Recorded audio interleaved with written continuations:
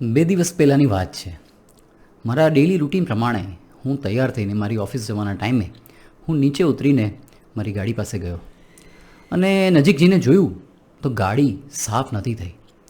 અને એ જ ક્ષણે મારા મનમાં વિચાર આવ્યો, આ વોચમેન છે ને યાર, બરાબર સાફ નથી કરતો, એ બહુ રજા પાડે છે, એને જે કામ કીધું છે ને એ કરતો જ નથી.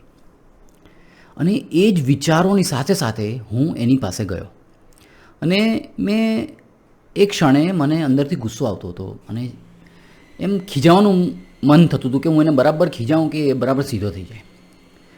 પણ જસ્ટ એની પાસે પહોંચતા પહેલાં મને એક બીજો વિચાર આવ્યો, કદાચ હું જે વિચારું છું એ યોગ્ય છે, બરાબર છે, પણ કદાચ એની પરિસ્થિતિ શું છે એ પણ મારે જાણવી જરૂરી છે.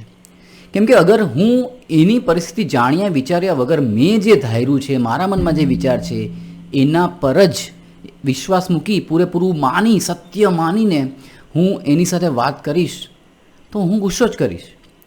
પણ મારી ફરજમાં એ પણ આવે છે કે એ શું કહેવા માંગે છે, એની શું પરિસ્થિતિ છે, કે કયા કારણોસર એ કામ પૂરું નથી કરી શક્યો.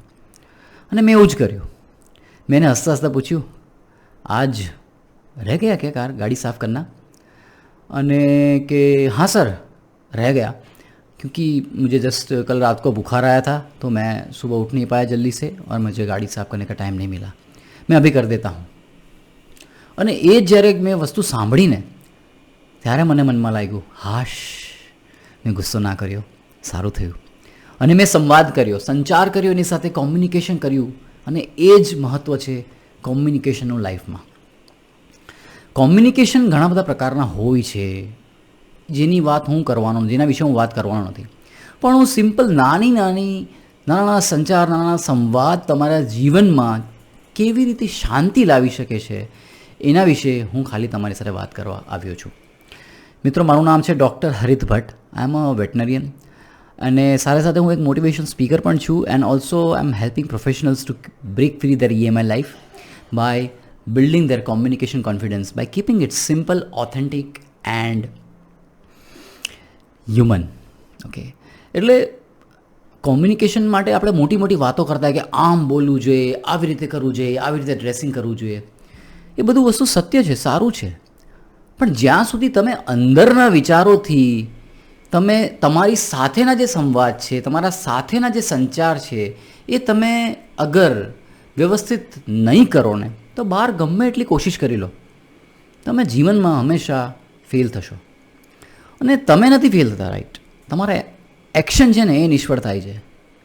કેમ કે આજે જ છાપામાં એક ન્યૂઝ વાંચ્યા બીજા પેજ ઉપર, અને ન્યૂઝ વાંચીને મને રડવું આવી ગયું ઓલમોસ્ટ.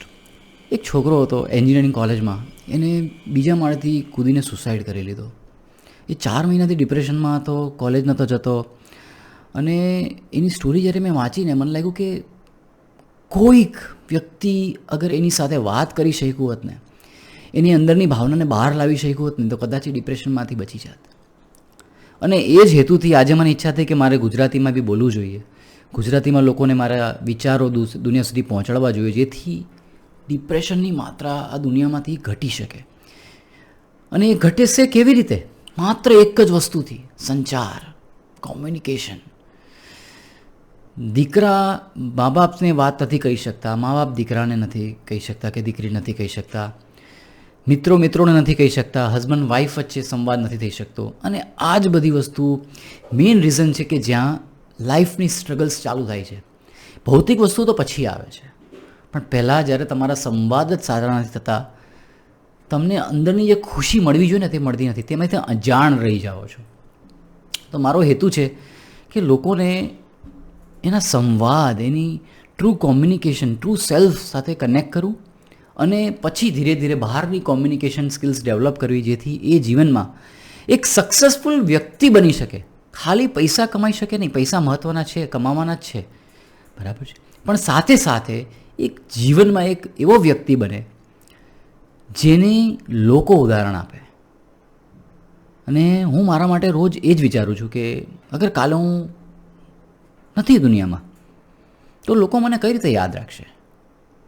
શું એ રીતે યાદ રાખશે કે આ ગુસ્સાવાળો એરોગન્ટ વ્યક્તિ હતો, કે એ રીતે હું યાદ રાખવા માગું છું કે ના આ વ્યક્તિ યાર જે કામ કરતો હતો ને જબરદસ્ત કરતો હતો, એના શબ્દો યાદ રહી ગયા, એ ફિટનેસ પર વર્ક કરતો હતો, એને જબરદસ્ત એની લાઈફને ચેન્જ કર્યું, મારે પણ આ વ્યક્તિ જેવું જીવનમાં કરવું છે, મારે એવું મેસેજ છોડી જવો છે. અને એ જ હેતુથી હું તમામ કન્ટેન્ટ ઇંગ્લિશ છે કે હિન્દી છે કે ગુજરાતીમાં હું ક્રિએટ કરતો રહું છું અને તમારી સમક્ષ આવતો રહું છું.